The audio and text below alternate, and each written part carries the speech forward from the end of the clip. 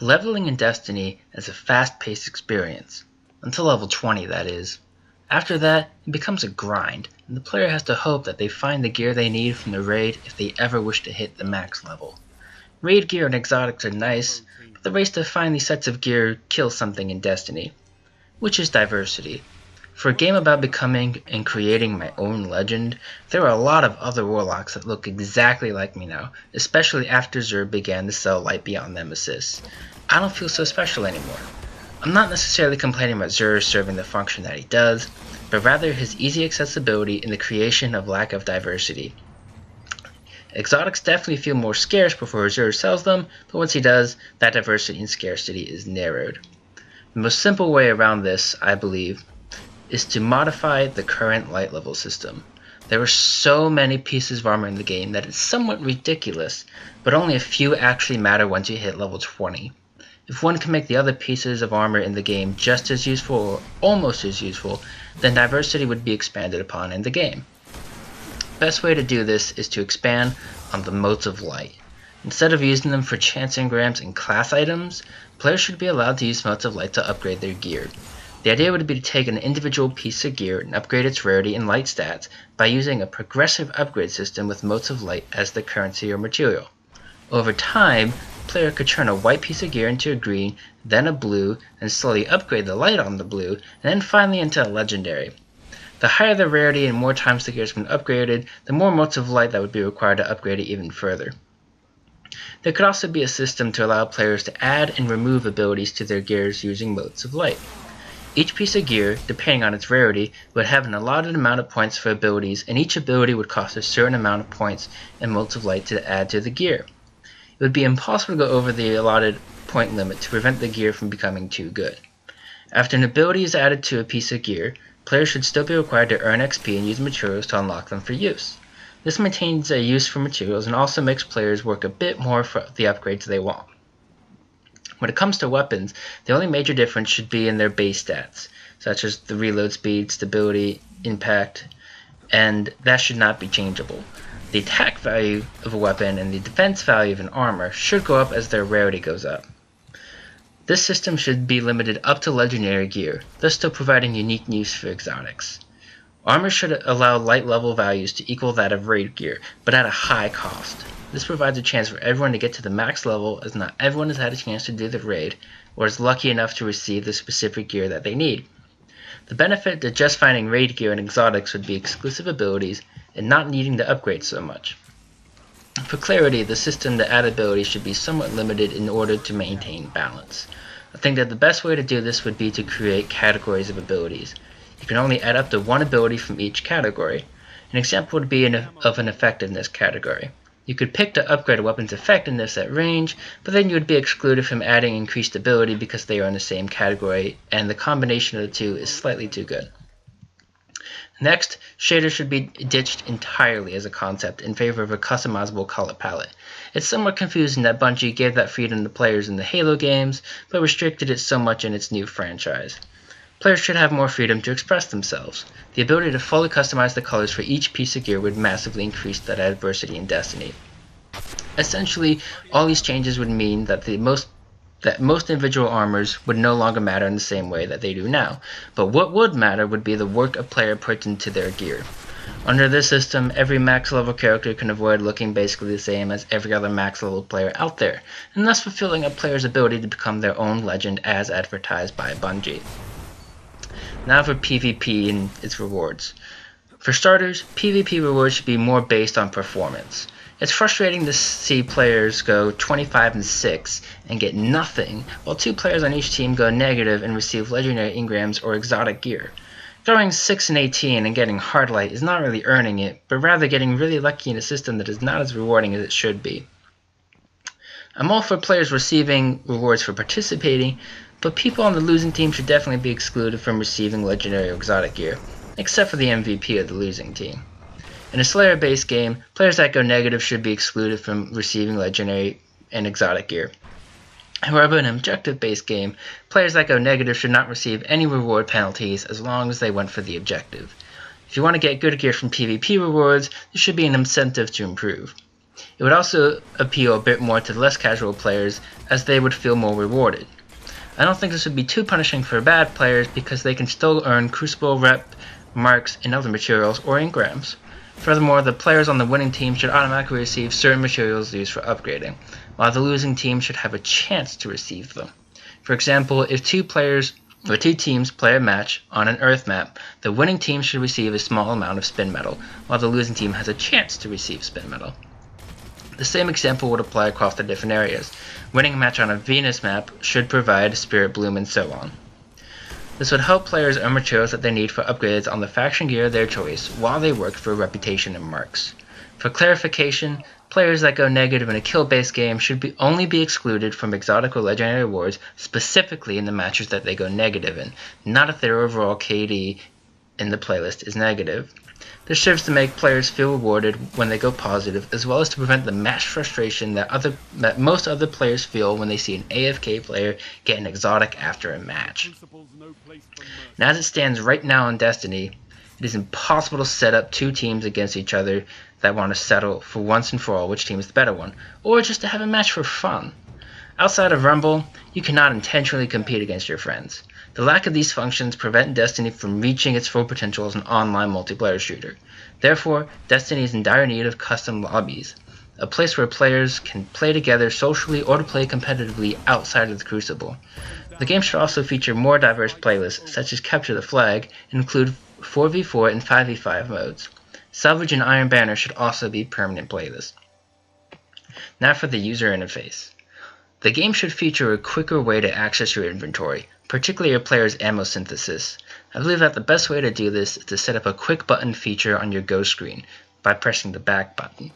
When a player really needs to use a synthesis, they usually don't have the time to press start and scroll through the menus to find one. Also, the most confusing thing is the lack of a map that players can check, despite the large-scale worlds that they can traverse. It is possible to eventually memorize each location and how to get there, but for first-time players, the task of wandering about and finding your way can be a daunting one. When I first got to Mars and Venus, I thought I would never have them memorized. After a player has brought up their go screen, players should be able to quickly scroll through 2 or 3 screens, one being a map of the current world. This could also be used in PvP to display the layout for new players. Said PvP maps could also show the available ammo spawns for players to pick up so they know where to go when they're running out of ammo.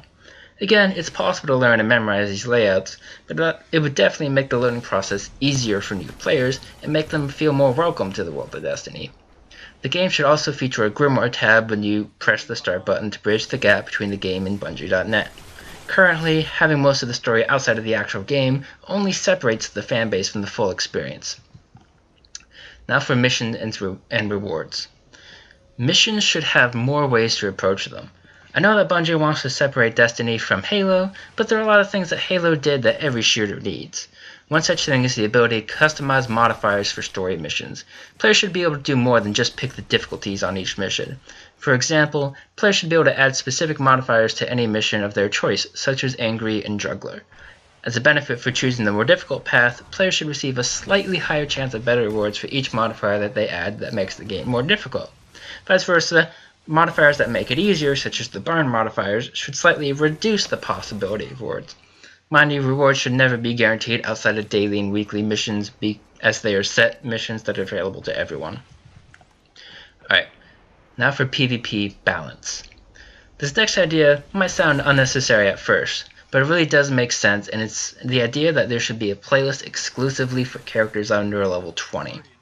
Of course, there is a skill gap that allows level 5 players to kill level 30 players. It's just how it is. This is due to the fact that defense stats and damage variables don't apply in the Crucible like they do in PvE. So definitely at this point, you're probably wondering why it's needed. It's needed because level 20 and above characters simply have a de facto advantage over players below level 20. That advantage is access to legendary and exotic gear. Lower level players simply cannot equip them, and thus they are bound to using lower tier equipment. A person with a level 10 character could have more personal skill than that with someone as a 26, but it becomes very hard for Sahara to compete against the Suez regime. Legendary and exotic gear are just factually better and give players an advantage over lower level players, and thus a character below level 20 should have their own playlist. Now let's talk about actual balance for Crucible. After the first minute in a match, it's hard to go more than 15-20 seconds without seeing someone on either team going for an instant one-hit kill with their supers. Mixed in with the occasional heavy ammo spawns, one-hit kills happen just far too often and can make the PvP experience in Destiny pretty frustrating to deal with. My solution is to just simply extend the amount of time required to earn a super in PvP, and just PvP. This can be done by simply requiring more or by reducing the amount of super energy earned per kill in Pure Orb of Light. Currently, a good team of players will probably go through at least 3 supers per player in a match. The frustrating part about that is each super feeds into future super kills for other teammates, especially if one is wearing exotic gear to spawn more Orbs of Light with super kills. All this does is create an even bigger gap between the players and gives the strong an advantage. In other words, it makes the strong stronger and the less skilled players more disadvantaged. Normally, skill gaps are good, but in Destiny's case, this punishes newer and less skilled players because they are simply unable to keep up. Super should be nerfed in a manner that allows players to obtain them once or twice in a match rather than 3 or more. This will help reduce the amount of overkill and quote-unquote cheap deaths in a Crucible, as well as the frustration that players feel towards the PvP in Destiny. Furthermore, Bungie, please stop nerfing things. Shotguns and auto rifles were working exactly as they should have. The problem here is that you were trying to approach them like you would have the assault rifle from Halo 3 and a shotgun from Halo 2, which is a terrible idea because those weapons were just simply bad. Instead of nerfing things, buff the other things. There will always be a best weapon. It's just a fact. Unless you make everything the same, it's completely unavoidable. Just try to manage it the best you can without bringing everything down. The more you nerf, the slower the PvP becomes. If the source is outcompeting the other weapons, then just boost them up to help them compete. If you keep nerfing, you'll eventually reach a point that is completely different and unrecognizable compared to the original setup for PvP. It's not worth making the experience more frustrating by killing what's good when you can just bring things up to maintain the balance. No one wants to pick the best of the crappy weapons when they could instead have a wide variety of good weapons to pick from. Also, special and secondary weapons are good to have and are a necessity to the game, but the current setup for special weapons in PvP creates a heavier leaning on them than there should be. This is mostly due to the fact that for the constant availability of ammo and special weapons. My issue isn't particularly with the spawn time for special ammo, but the fact that players can spawn in at the beginning of a match with special ammo. Because players can spawn with special ammo, it's very common to see the first kill of a match to be with either a sniper rifle or a fusion rifle. The sniper rifle in particular can ruin the map flow at the beginning of a match. Instead of teams rushing for map control, players sit back and wait for players to come into view so that they can snipe them. Some might call this smarter tactics, but I think it's more detrimental to the flow of the game than it's smart. My proposal: remove the ability to spawn with special ammo and force special ammo to not spawn until the first kill of the match has been made. I believe that this will reduce camping at spawn areas at the beginning of matches on multiple maps, particularly on the Earth maps, because they allow for easy camping at spawns. Now for exotics. To make exotic armors more unique, certain pieces should have elemental resistances. An example would be Sunbreakers having a small resistance to solar damage. Not only should exotics be more scarce, but they should be meatier. By this, I mean that exotics should have more powerful effects. For example, the Invective has the last round ability, which makes the last round do extra damage. But not only is this uncommon since the Invective regenerates ammo, but it's also pretty weak in comparison to the other exotic abilities. Exotics should have more powerful and useful abilities. Instead of last round, perhaps the Invective could use kills with this weapon restore the user's health, or have explosive rounds. No other shotgun has these abilities, so either one could easily come in handy and make the Invective seem more powerful than it is now. The key to exotics is to actually make them feel more unique, rather than just rare versions of what players already have. Now let's get into the actual world of Destiny. Aesthetically, the biggest thing that Destiny is missing is not necessarily that players should see progress, but simply a presence of Guardians throughout the world in Destiny. I'm not talking about player Guardians, but rather NPC Guardians. If I could add one and only one thing to the design of these worlds, I would add something called Guardian Camps. Each location, such as Earth, Mars, Venus, and the Moon, should have about 2 or 3 Guardian camps. Each camp would have a small amount of NPC Guardians, simply demonstrating a Guardian presence and willingness to support you in the fight against the darkness. Other Guardians are often talked about, as well as seen in the final cinematic at the end of Destiny, so it only makes sense that players should get to see them around. These Guardian camps would remain as fixed locations and would help players have a sense of grander scale in Destiny. Having these camps at fixed locations and as a fixed part of the world in Destiny would also go along with the idea of a shared world shooter because they would not be based on player progress. Everyone would always have access to these camps so long as they can find their way to them. My next idea about these camps slightly touches on the gameplay aspects in Destiny. Each camp should be where players go to find Vanguard missions. These camps could feature new missions such as finding materials or supplies for the Guardians at the camps, or to help rescue a scout that left on a patrol and hasn't been heard from in a while. The supply missions could be the traditional and quick Vanguard missions that we already have, while the rescue missions could pop up almost like a rare public event. Again, this would help immerse players into the world of Destiny in their fight against the darkness. Now for caves and exploration. Arguably, at least in my opinion, the vast caves and tunnels that players can enter in Destiny are some of the most impressive locations ever made by Bungie because of their scale and details. However, these locations are few in number, which is somewhat disappointing. There are many caves, but nearly every single cave is a small place on the side that either holds a loot chest or a spawn point for enemies.